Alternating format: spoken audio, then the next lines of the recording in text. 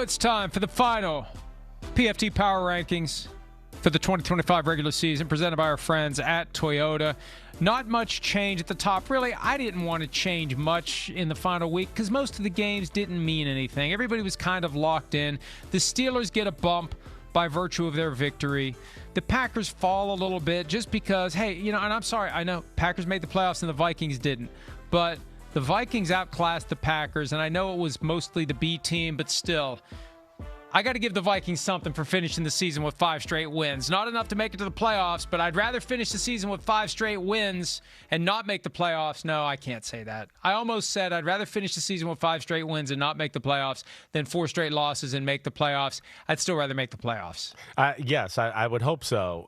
Yeah, I definitely would hope so. I think, I see your thing here. I got no really issues with any of it.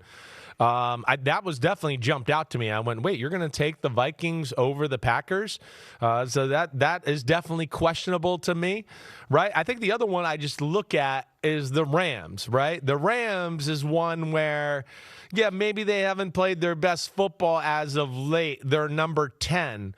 But again, I also go back into, gosh, it was 17 days ago with 5 minutes left in the game, and everybody in the country was going, the Rams are the best team in football. It's not even close. Rams are the best. Rams are the best. Rams, oh, they lost. Oh, whoa, that crazy. They lost a crazy game. Whoa, I still think they're one of the best. And then they lost to Atlanta, and it's like everything is like, whoa, I don't know if they're good anymore. I'm still a believer in them. I think they're better than the 10th best team in football. So that was just another one, of course, that jumped out to me, Mike. I mean, there's still consequences of losing 2 games in a row. And, hey, it's not going to take much for them to get back to Seattle, and I'm hoping that they cross paths with Seattle at some point and we get round 3 of what has become one of the most compelling rivalries in football and gave us one of the most memorable games of the year on that Thursday night a few weeks ago. And if I'm the Seahawks, the last team I want coming into Lumen Field is the LA Rams. No, I that's why I'm saying, that's why I'm shocked you put them that low. Because I just look at it a little bit and go, I think right now, if they played the Bears or the 49ers, you're going to take the Rams. At least that would be my thought. I think that would be your thought. But, yeah, I understand. It wasn't, even last week, it wasn't pretty. They were kind of sleepwalking a little bit early on in the football game before they turned it on. But I also look at them a little bit as like the Eagles, and that they've been in so many big games and all that, I could see them being a little like, oh, okay, Arizona week 18, oh, whoop-de-doo, the Falcons on Monday night, that didn't get our blood boiling a little bit. They're a little bit more of a veteran, battle-tested team that, to your point, when the lights turn on its brightest, I think they're going to show up.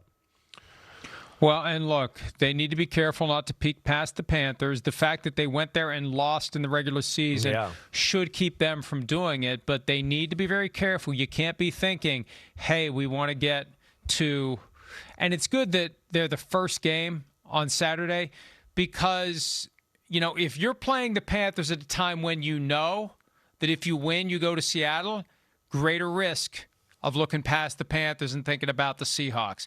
They won't know where they're going if they win the game. Right. And I think that will allow them, combined with the fact that they already lost in Carolina, that will allow them, I think, to not lose their focus. Let's look at the back page. For the last time, teams that we will not be discussing again, at least as it relates to their various coaching searches. The Jets, congratulations, they did it. They found a way to supplant the Raiders. Right. The worst 5-game stretch probably in team history to end the season. The Jets are the worst team in the NFL. And the report that John Harbaugh lost the locker room, Aaron Glenn has clearly lost the team. He's clearly not going anywhere unless John Harbaugh got a call from the Jets about replacing Aaron Glenn, but it's going to take more than $40 million to move on. The buyout, I believe, saved Aaron Glenn.